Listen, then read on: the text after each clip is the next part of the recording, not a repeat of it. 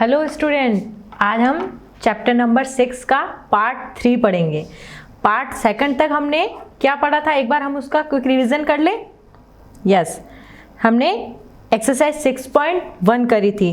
Then angles के बारे में एंगल्स देखे थे, corresponding angle, alternate interior angle, alternate exterior angles and interior angle on the same side of the transversal. अब देखो मैं आपको इसमें बताती हूँ, इसमें कॉरस्पॉन्डिंग एंगल कौन कौन से थे।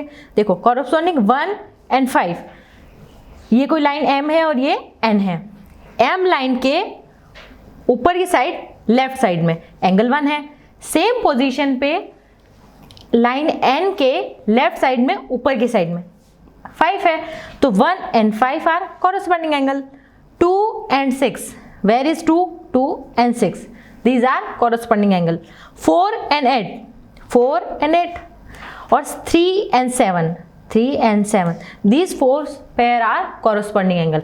अब है alternate interior angles। interior means जो inside होते हैं, अंदर की साइड में बने होते हैं। देखो 4 और 6, 4 और 6, और alternate means जो Z शेप में बनते हैं। देखो corresponding angles F शेप में बनते हैं, ऐसे। कभी भी आपको पहचानना हो ना तो आप पता लगा सकते हो, बिल्कुल से ऐसे F शेप में बनेंगे तो वो कॉरस्पॉन्डिंग एंगल होंगे, और अल्टरनेट एंगल जेड शेप में बनते हैं, ऐसे। उल्टा जेड भी हो सकता है और ऐसे जेड भी हो सकता है। अल्टरनेट, एक इधर और एक इधर। और जब इंटीरियर की बात हो रही है यानी अंदर वाले एंगल, तो आप देखो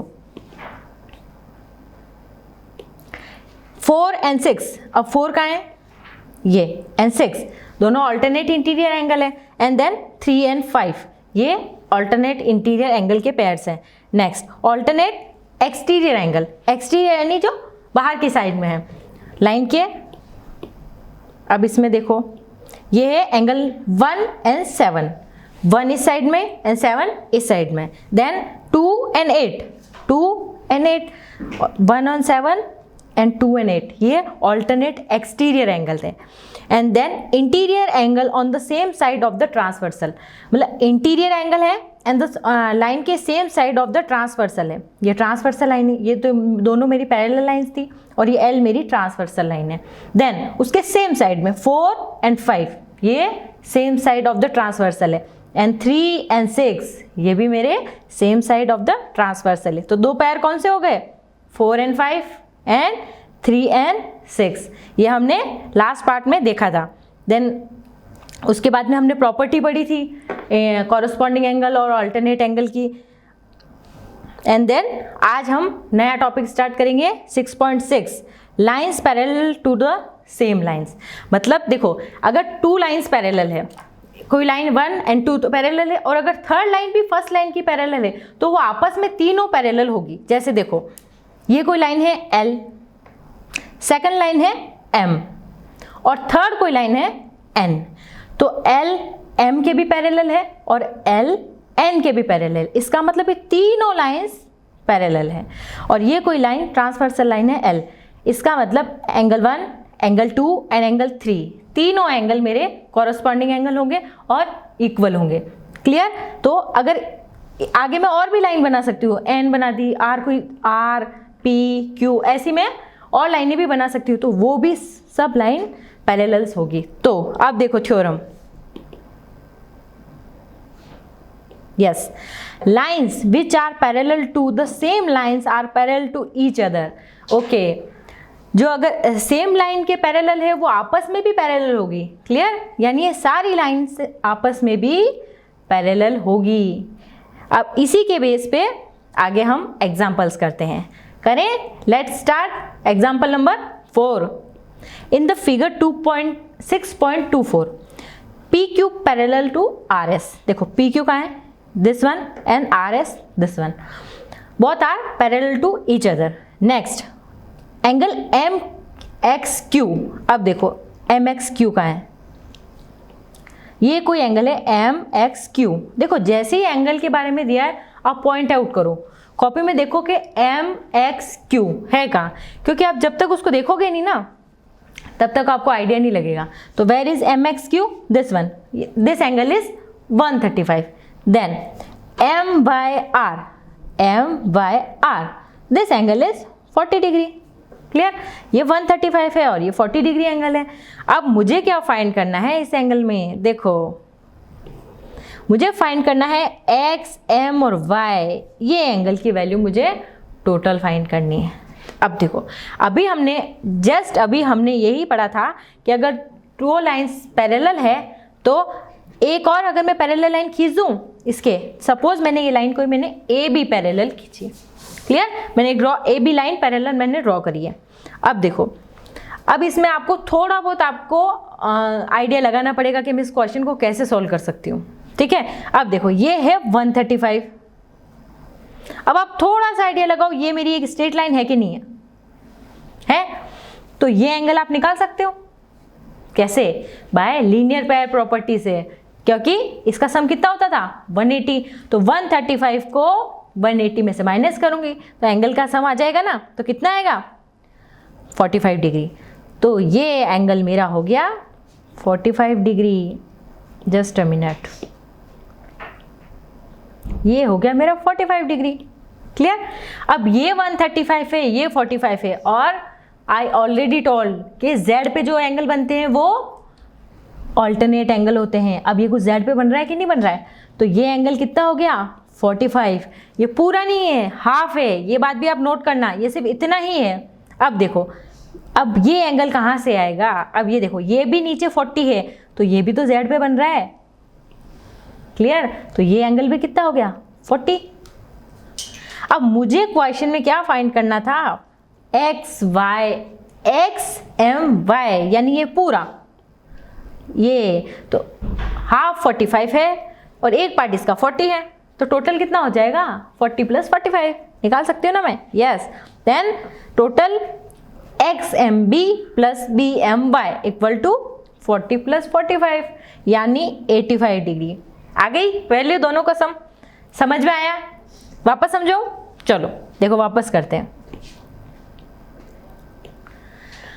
मुझे ये 135 दे रखा था क्वेश्चन में और ये एंगल 45 दे रखा था, सॉरी 40 दे रखा था। अब मुझे पूरा एंगल फाइंड करना है। तो देखो अब इसमें आपको थोड़ा बहुत अपना माइंड यूज करना पड़ेगा कि मुझे इसको सॉल्व में कैसे कर सकती हूँ। देखो आपको एक 2-3 तरीके होते ही सॉल्व करने के, लेकिन आप देखो ये मुझे स्ट्रेट लाइन लग रही है ना, straight line P x Q. तो स्ट्रेट लाइन पर एंगल का सम होता है 180 डिग्री। तो ये जब 135 है तो ये 45 होगा कि नहीं होगा? बिल्कुल होगा। और ये ऑल्टरनेट एंगल है ना ये, तो ये भी मेरा 45 आ गया।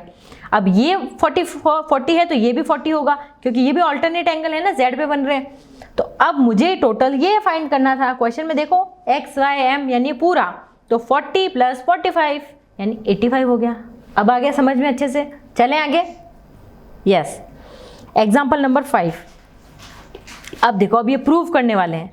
तो इसमें if a transversal intersect two lines such that the bisector of the pair of the corresponding angle are parallel, then prove that two lines are parallel.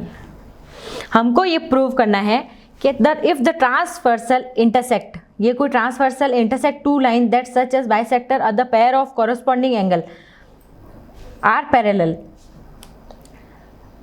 we are prove that PQ parallel है RS के। देखो हमको prove क्या करना है कि P Q parallel है R S के, ये हमको प्रूव करना है।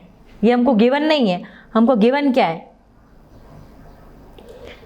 ये लाइन पैरेलल है इसके, क्योंकि if a transversal intersect two line को इंटरसेक्ट करिए such that the bisector of the pair of corresponding angles are pair. तो यानी ये जो एंगल है वो पैरेलल है, मतलब ये जो लाइंस है वो पैरेलल है, तभी तो ये एंगल इक्वल है, कॉरस्पॉन्डिंग एंगल। ये हमको गिवन है और हमको प्रूव ये करना है कि ये वाली लाइन पी क्यू और आर एस ये दोनों पैरेलल है कि नहीं, हमको ये शो करना है। करें start. First we are to prove that P Q parallel to R S. It is given that ray B E bisect A B Q. अब देखो ए बी क्यू ये एंगल है, इसको ये बी बाइसेक्ट कर रही है, क्लियर? बाइसेक्ट यानी टू इक्वल पार्ट में डिवाइड कर रही है। तो मैं इसको ऐसे लिख सकती हूँ कि A B E equal to half of A B Q. ये ए बी ये पूरा हाफ है ना इसका पूरे का एंगल का, मतलब जैसे ये कोई पूरा एंगल है, इसका हाफ इतना सा एंगल है ना, क्योंकि उसने पहले ही बोल दिया कि बाइसेक्ट करिए, तो मैं इसको ऐसे लिख सकती हूँ। यस, अब ये की ये कंडीशन में BCG इस वाले एंगल में लिख सकती हूँ, तो BCG is equal to half of BCS, मतलब इस पूरे का हाफ है कि नहीं है? है बिल्कुल। यस, अब देखो, अब ये कंडीशन इसमें दे रखी थी कि जो बाइसेक्ट कर रही है वो कॉरस्पॉन्डिंग एंगल इक्वल है, यानी ये एंगल एंगल 1 एंगल 2 के इक्वल है, मतलब दोनों एंगल इक्वल है। तो मैं इन दोनों को first equation and second equation दोनों को इक्वल पुट कर सकती हूँ, देन मैंने इक्वल कर दिया। देन ABE इक्वल टू हो गया BCG, तो ABE और BCG ये दोनों इक्वल टू हो गए। अब दोनों को इक्वल टू, जब LHS इक्वल टू हो गया तो RHS भी इक्वल टू होगा, तो ये पार्ट इस पार्ट के इक्वल हो गया, यानी मैं ऐसे लिख सकती हूँ half of ABQ equal to half of BCS, half half cancel out, then ABQ equal to, देखो अब एंगल देखते जाओ आप कौन कौन से एंगल की बात कर रही हूँ। देखो ABQ दे ये एंगल और इस एंगल के इक्वल है, यानी ये कौन से कॉरस्पॉन्डिंग एंगल हो गए। और जब कॉरस्पॉन्डिंग एंगल इक्वल होते हैं तो यानी वो लाइंस भी पैरेलल होती है। हमने प्रॉपर्टी पढ़ी थी ना दोनों वाइस वर्सा, कि अगर एंगल कॉरस्पॉन्डिंग है तो वो लाइंस आपस में पैरेलल होगी, और अगर लाइन पैरेलल है तो उनके कॉरस्पॉन्डिंग एंगल ऑल्टरनेट एंगल वो इक्वल होंगे। तो इसमें आप वाइस वर्सा दोनों में से कोई सी भी प्रॉपर्टी लगा सकते हैं। तो अब जब मेरे एंगल इक्वल आ गए तो मैं बोल सकती हूँ कि PQ मेरी पैरेलल है RS के, हेंस प्रूफ। यस, अब ये है मेरा एग्जाम्पल नंबर 6। एग्जाम्पल नंबर 5 अच्छे से क्लियर हुआ? आपको एक बार खुद से कॉपी में करना है ये क्वेश्चन, आपको अब समझ में आ गया। अब वीडियो पॉज करो और आप खुद से इसको क्वेश्चन में कॉपी में इसको प्रैक्टिस करो, फेयर कॉपी में।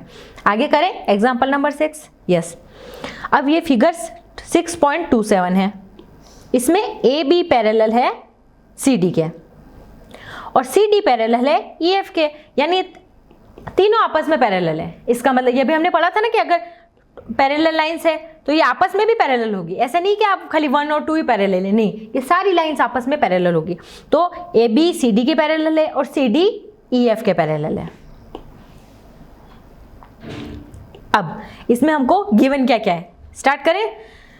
EA परपेंडिकुलर है AB पे, EA जो है वो परपेंडिकुलर है AB पे। यस, अब एंगल BEF ये मेरा इतना सा एंगल है।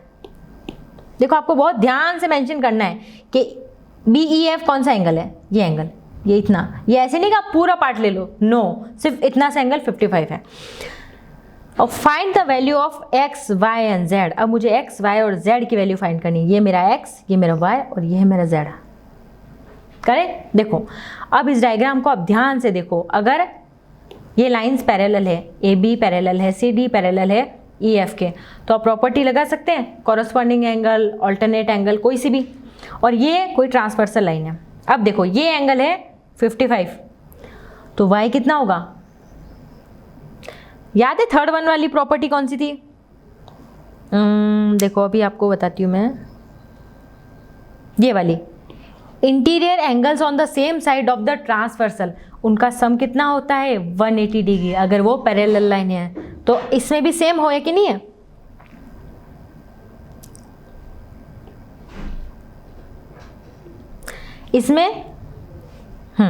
इसमें आप देखो ये Y है और ये 55 है। ये अगर मैं इतने से एंगल की बात करूं, ये देखो, तो ये 55 है और ये Y, तो ये same side of the transversal है कि नहीं है? तो इनका सम कितना होगा? 180 डिग्री होगा कि नहीं होगा? तो Y की वैल्यू मैं फाइंड कर सकती हूँ 55 को 180 में से माइनस करके। क्लियर? तो Y इक्वल टू 180 माइनस 55। देखो अब प्रॉपर्टी भी लिखी है, angle, interior angle on the same side of the transversal ED, ये आपको मेंशन करनी है। आप खुद से सॉल्व करो, तब भी आप प्रॉपर स्टेप बाय स्टेप लिखते जाओगे। सारी स्टेप, आपको एक भी स्टेप नहीं छोड़नी है, प्रॉपर, कि ये it is given and it is we find and it is property, के कौन सी प्रॉपर्टी यूज हुई है? Interior angle on the same side of the transversal line ED, ये आपको प्रॉपर लिखना है। देन उसके बाद में y इक्वल टू 180 माइनस 55, तो y की वैल्यू आ गई 125। अब देखो y की वैल्यू 125 आ गई। अब ध्यान से देखो x और y ये कॉरस्पॉन्डिंग एंगल है कि नहीं है? देखो f पे बन रहे कि नहीं बन रहे? f पे मैंने क्या बोला था, एफ पे बने, ये एफ बन रहा है ना एफ, तो ये एफ पे बन रहे हैं, तो x इक्वल टू वाई, तो जब x y 125 है तो x की वैल्यू भी कितनी हो गई 125। यस, अब हमको z की वैल्यू फाइंड करनी है। अब z की वैल्यू फाइंड करने में आप आइडिया लगाओ, z मेरा ये रहा, अब इस ट्राइंगल को लूँ मैं, ये 90 डिग्री है, z मुझे फाइंड करना है और ये x मुझे पता है। आप ये निकाल सकते हो कितना है। देखो अगर मैं इस डायग्राम को ध्यान से देखूँ ना, तो ये कुछ z बन रहा है कि नहीं बन रहा है, ये 55 है तो ये कितना है 55 होगा कि नहीं होगा, बिल्कुल होगा। तो अब ट्राइंगल में 3 एंगल आ गए, सॉरी 2 एंगल आ गए, ये 55 आ गया, ये 90 डिग्री आ गया। अब थर्ड एंगल में फाइंड कर सकती हूँ कि नहीं सकती हूँ, बिल्कुल कर सकती हूँ। ट्राइंगल की तीनों एंगल का सम होता है 180 डिग्री। तो फर्स्ट एंगल 90, सेकंड z अभी अननोन है, और थर्ड एंगल 55, तो इज इक्वल टू 180। तो z की वैल्यू आ गई 35। क्लियर, समझ में आ गया। अब हम एक्सरसाइज 6.2 के क्वेश्चन करेंगे। देखो यहाँ तक अगर आपको समझ में आया है तो अपन आगे चलते हैं, क्योंकि ये थ्योरी पार्ट आपको समझ में आना बहुत ज़रूरी है, क्योंकि सारे क्वेश्चन इसी पे बेस्ड हैं। तो अब हम एक्सरसाइज 6.2 के क्वेश्चन करेंगे। उससे पहले आपको सारे क्वेश्चन जो एग्जाम्पल्स हैं वो आपको खुद से कॉपी में करने हैं, क्योंकि एग्जाम्पल भी उतने ही इंपॉर्टेंट होते हैं जितने क्वेश्चन एक्सरसाइज के क्वेश्चन होते हैं। क्लियर, करें स्टार्ट। यस, ये exercise 6.2 first question, in the figure 6.25 find the value of x and y। x और y की वैल्यू मुझे फाइंड करनी है, और अपन को ये शो करना है कि ए बी पैरेलल है सी डी के, ये मुझे शो करना है। अब देखो ये 50 है और ये 130 है, तो x की वैल्यू कितनी हो जाएगी, कॉरस्पॉन्डिंग एंगल है कि नहीं है, तो इसकी वैल्यू भी कितनी आ जाएगी 130। अब 130 प्लस 50 दोनों को ऐड करूँ तो 180 आ गया कि नहीं आ गया, तो यानी ये मेरी एक ट्रांसवर्सल लाइन है और ये दोनों मेरे पैरेलल है, हेंस प्रूव हो गया कि नहीं हो गया। करें स्टार्ट। यस, देखो ये ए बी और ये सी डी, ये कोई लाइन्स है और ये मेरी ट्रांसवर्सल लाइन है, ये 50 और x की वैल्यू 130 हो गई, तो मैं फाइंड कर सकती हूँ x की वैल्यू आ गई 130 और y की वैल्यू भी 130 आ गई, बिकॉज वर्टिकली अपोजिट एंगल है ना। देन अगर कोई भी, अपन ने लास्ट प्रॉपर्टी में पढ़ा था ना कि अगर या तो एंगल इक्वल हो तो वो लाइन पैरेलल होती है, और अगर पैरेलल लाइन है तो एंगल इक्वल होते हैं। तो एंगल इक्वल्स आ गए, तो लास्ट में हेंस प्रूव हम कह सकते हैं कि A B parallel to C D. Clear हो गया ना प्रूव। Yes, question number 2। अब देखो ए बी पैरेलल है सी डी के और सी डी पैरेलल है ई एफ के। अब y और z 3:7 में, अब y और z देखो कहाँ है, ये मेरा y और ये मेरा z, ये कौन से रेशियो में है 3:7 के। अब इस डायग्राम को आप ध्यान से देखो, अगर ये y है तो ये भी y होगा कि नहीं होगा, क्योंकि कॉरस्पॉन्डिंग एंगल है। देखो कॉरस्पॉन्डिंग एंगल आपको देखने के लिए क्या बोला था मैंने, f पे बनते हैं, तो ये f बन रहा है ना, तो ये y है तो ये भी y ही होगा, तो y। अब y और z का रेशियो है 3:7 और ये ध्यान से देखो तो ये मेरी एक स्ट्रेट लाइन है और स्ट्रेट लाइन पे एंगल का सम होता है इक्वल टू 180 डिग्री। तो मैं इसको रेशियो में डिवाइड कर सकती हूँ, मुझे 180 का 3:7 रेशियो फाइंड करना है। तो लास्ट एक्सरसाइज में हमने देखा था कि जब हम रेशियो में डिवाइड करते हैं तो किसी एक वेरिएबल से मल्टीप्लाई करते हैं, ऐसे नहीं कि आप डायरेक्ट 3:7 नहीं निकाल सकते जब तक आप वेरिएबल न लो। तो मैं इसको ऐसे लिख सकती हूँ कि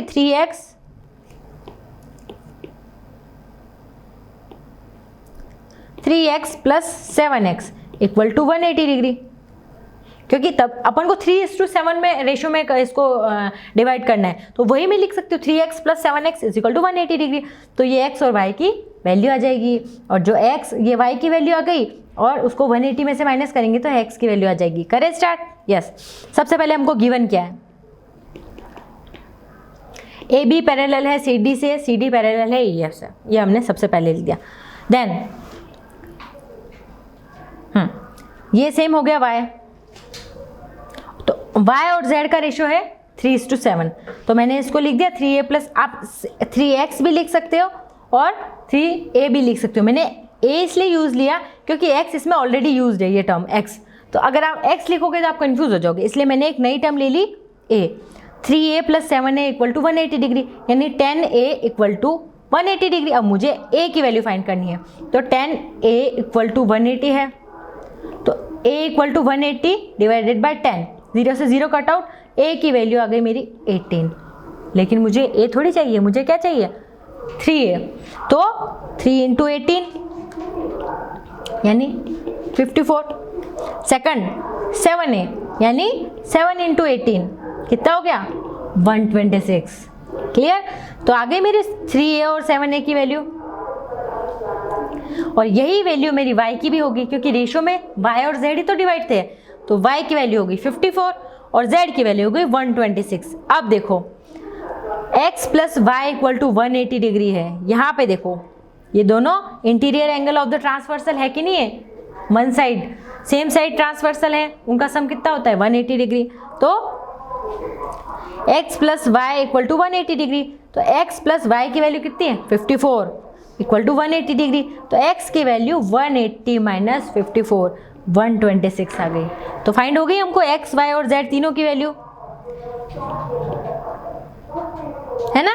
देखो y की वैल्यू 54, z की वैल्यू 126 और x की वैल्यू ऑल्सो 126। क्लियर, आगे करें start. Question number 3 in figure 6.30 AB parallel to CD है और EF परपेंडिकुलर थ्रू है CD के, एंड हमको इसमें गिवन क्या क्या है,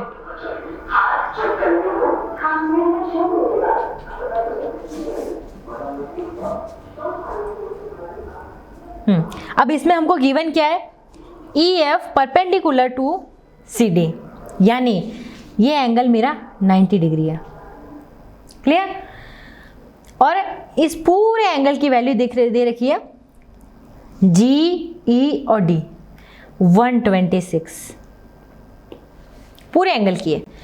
तो हमको अब इसमें फाइंड क्या करना है, AGE, वेयर इज AGE, ये वाला पूरा एंगल फाइंड। अब ये एंगल और ये एंगल सेम होगा कि नहीं होगा, क्योंकि देखो Z पे बन रहे हैं ऑल्टरनेट एंगल, तो ये और ये एंगल सेम आ गया। दूसरा हमको GEF ये वाला एंगल फाइंड करना है, और थर्ड एंगल FGC, ये F, G और E, ये एंगल हमको फाइंड करना है। 3 एंगल हमको इसमें फाइंड करने। करें स्टार्ट, यस। अब देखो सबसे पहले ये पूरे एंगल की वैल्यू दे रखी है 126।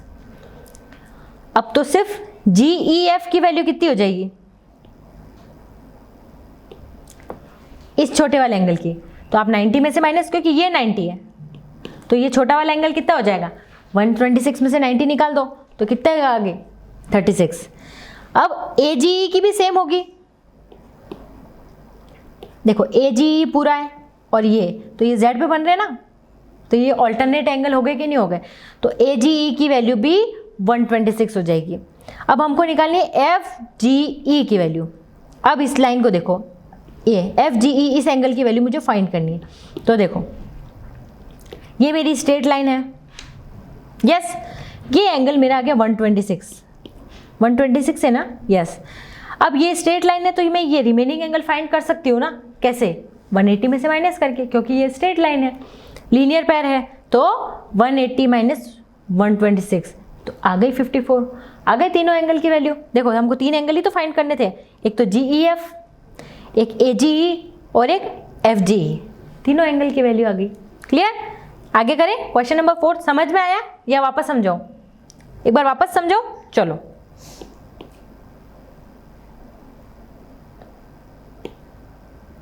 देखो ये हमको क्वेश्चन में दिया था कि ये पूरा एंगल है 126। अब मुझे एक तो देखो मैं आपको बताती हूँ इसमें हमको एंगल पूछे कौन कौन से थे। एक तो ये वाला एंगल पूछा है, एक ये होल एंगल पूछा है और एक ये वाला एंगल पूछा है। क्लियर, अब ये वाला होल एंगल 126 है, तो इसको 90 में से माइनस कर दोगे तो ये एंगल आ जाएगा कि नहीं आएगा? बिल्कुल आ जाएगा। तो इस एंगल की वैल्यू आ गई मेरे 36 इसके। उसके बाद में ये और ये ऑल्टरनेट एंगल है, जेड पे बन रहे हैं, तो इस एंगल की वैल्यू और इस एंगल की वैल्यू इक्वल होगी, यानी इस एंगल की वैल्यू भी 126 ही होगी। क्लियर? अब मुझे ये छोटा वाला एंगल निकालना है। तो ये एक स्ट्रेट लाइन है, तो इसको 180 में से माइनस कर दूंगी 126, तो मेरी वैल्यू आएगी कि नहीं आएगी? आ जाएगी बिल्कुल। तो 180 में से 126 माइनस किए तो 54, और हमको रीजन भी लिखना है कि ये लीनियर पेयर है। क्लियर? हर पॉइंट आप जो भी टेक्निक यूज़ कर रहे हो उसमें आपको मेंशन करते जाना है कि लीनियर पेयर प्रॉपर्टी लगाई, ऑल्टरनेट एंगल वाली प्रॉपर्टी लगाई, या जो भी कॉरस्पॉन्डिंग एंगल वाली प्रॉपर्टी लगाई अपने, जो आपको ब्रैकेट में मेंशन करनी है। क्लियर? चले अब क्वेश्चन नंबर 4।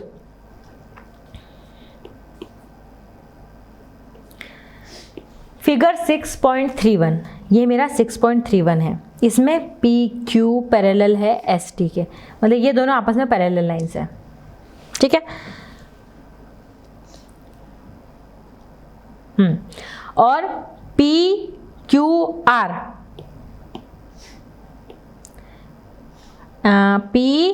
आर, ये एंगल है मेरा 110।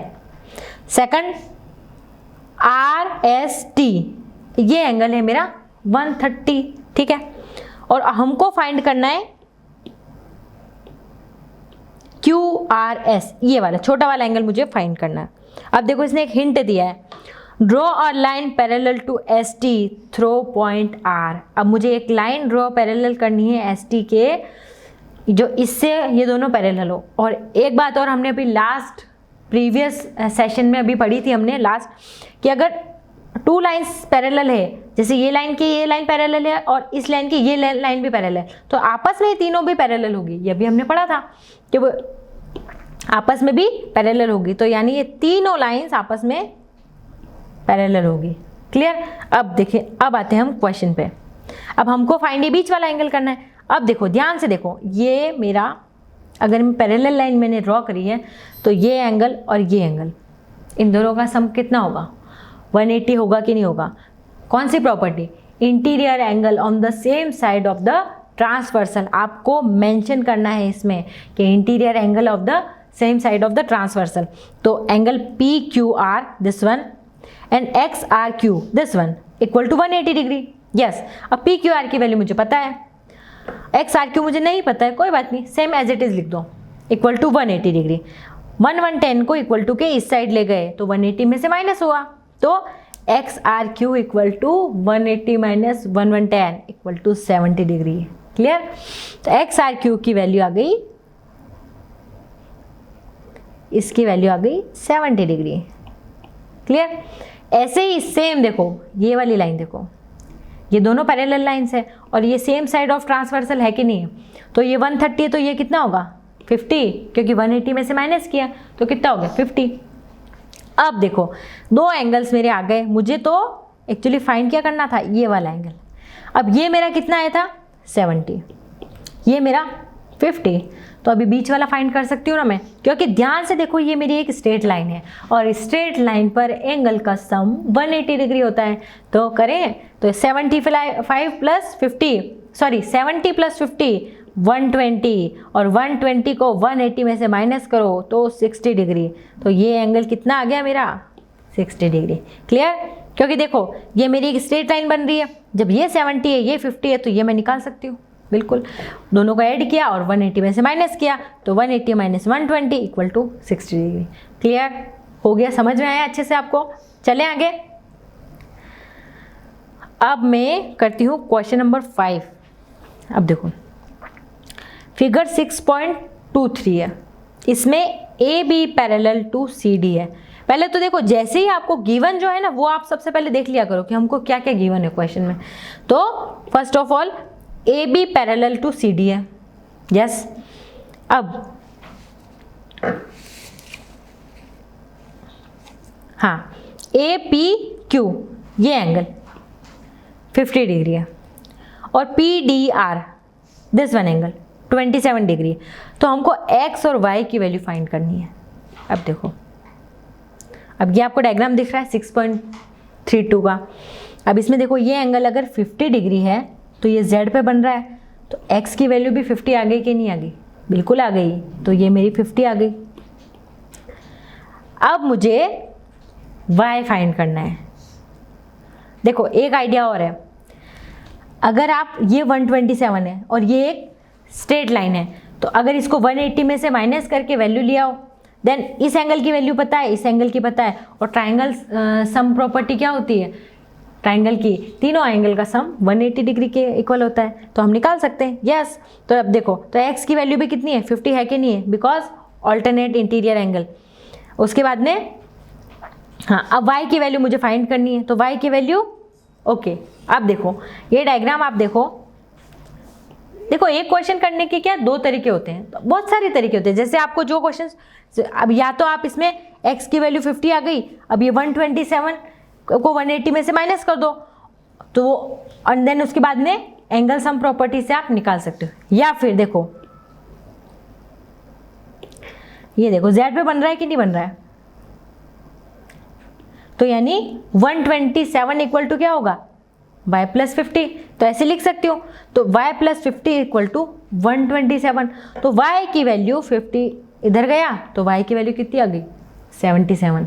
तो ये मेरी कौन सी प्रॉपर्टी है? Alternate interior property. तो ये भी मुझे मेंशन करना ज़रूरी है। तो x की वैल्यू आ गई मेरी 50 और y की वैल्यू आ गई 77। आगे दोनों वैल्यू करें नेक्स्ट क्वेश्चन। चलो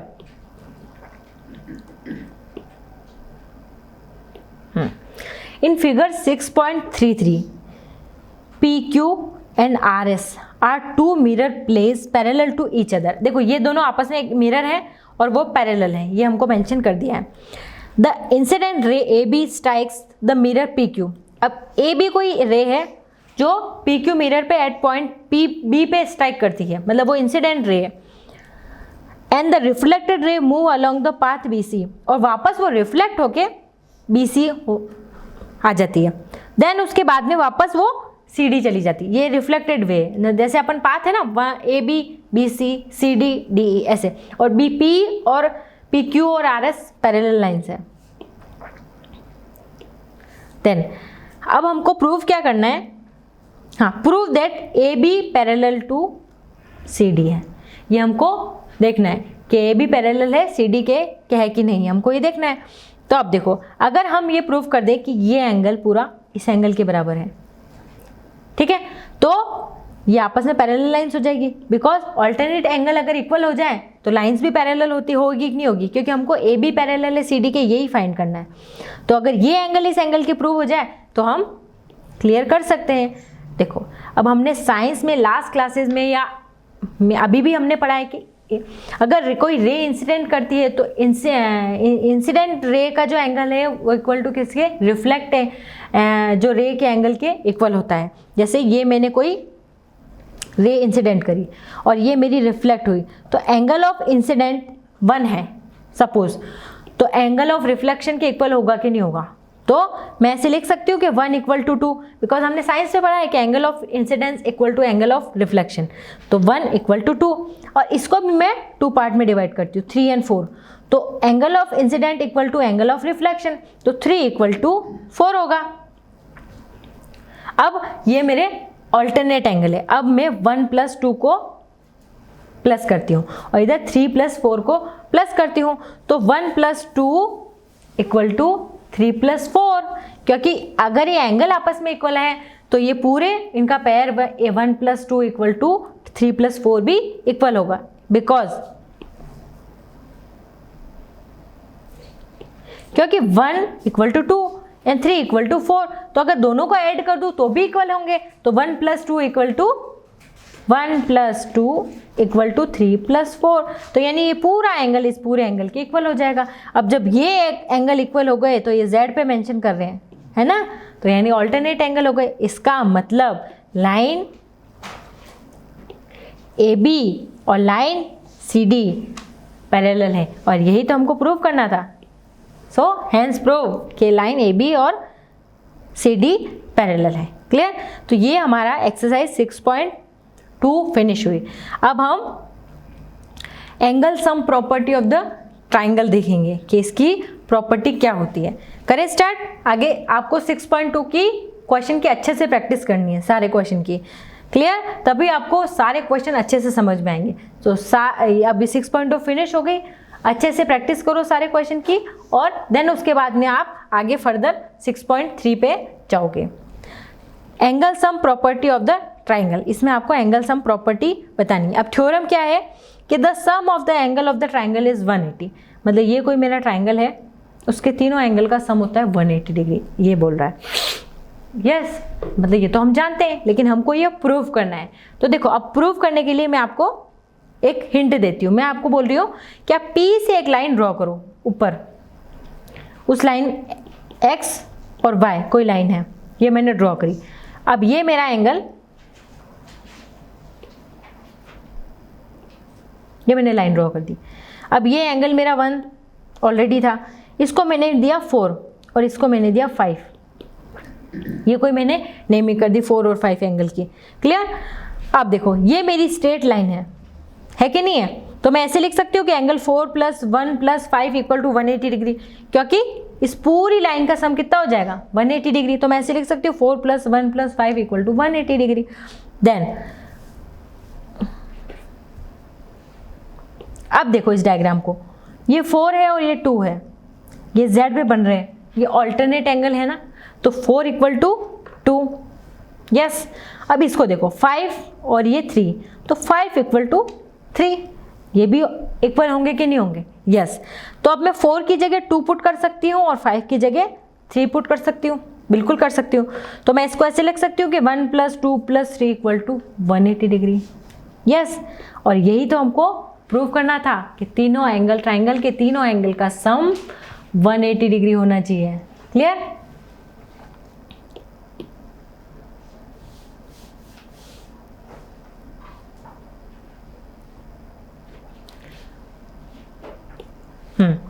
Recall that you have studied about the formation of an exterior angle of the triangle in the earlier classes.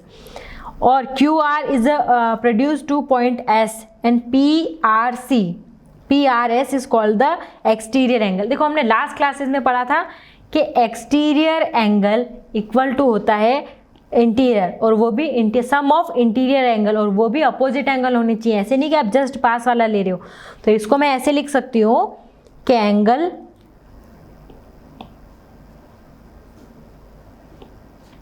3 + 4 = 180 degree. देखो, ये 3 + 4 = 180। आपको रीजन बताना है, वाई बताओ, आप बताओ, चलो रीजन क्या होगा? 3 + 4 = 180 डिग्री क्यों है? Because it is a linear pair और देयर सम इज 180 डिग्री, क्योंकि लीनियर पेयर में है कि नहीं है। तो और एंगल 1 + एंगल 2 + एंगल 3 = 180 डिग्री, ये है कि नहीं? तीनों का सम 180 डिग्री। अब वाई? बिकॉज अभी हमने जस्ट थोड़ी देर पहले ही पढ़ा था कि ट्राइंगल प्रॉपर्टी में तीनों एंगल का सम = 180 डिग्री होता है। तो 1 + 2 + 3 = 180 डिग्री, ये हम प्रॉपर्टी मेंशन करेंगे। देन अब मैं 1 और 2 से देखो, आप 180 कैंसल आउट, ठीक है। अब इसमें एंगल 3 कैंसल आउट। अब बचा क्या मेरा? एक तो एंगल 4 बचा और एंगल 1 + 2, यानी 4 = 1 + 2। अब एंगल 4 का है ये वाला, और 1 + 2 का है ये वाला, यानी exterior angle = sum of interior angle. तो एक्सटीरियर एंगल 4 और sum of interior angle 1 + 2, clear. This result can be state in the form of theorem as given below. तो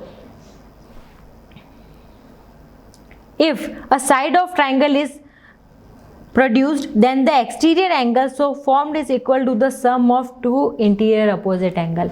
मतलब जो एक्सटीरियर एंगल है वो किसका सम होता है? दो अपोजिट इंटीरियर एंगल का सम होता है। यानी इस वाले जैसे डायग्राम में हमने देखा था कि 4 जो है वो 1 और 2 का सम का, दोनों का सम होगा। 4 = angle 1 + angle 2। Exterior angle = sum of 2 opposite interior angles, clear. अब नेक्स्ट क्लास में हम एग्जाम्पल 7, एग्जाम्पल 8 एंड एक्सरसाइज 6.3 देखेंगे। तब तक आपको एक्सरसाइज 6.2 की अच्छे से प्रैक्टिस करनी है और सारे क्वेश्चन आपको अच्छे से सॉल्व करने हैं, क्योंकि ये थोड़ा लेंथी चैप्टर है और इसमें जब तक आप प्रैक्टिस नहीं करोगे तब तक आपको ये चैप्टर अच्छे से समझ में नहीं आएगा। तो बच्चों, आप सारे क्वेश्चन नेक्स्ट क्लास में फेयर कॉपी में अच्छे से लिखकर ओके करोगे, ठीक है? तभी हम एक्सरसाइज 6.3 स्टार्ट करेंगे। क्लियर बच्चों? ओके।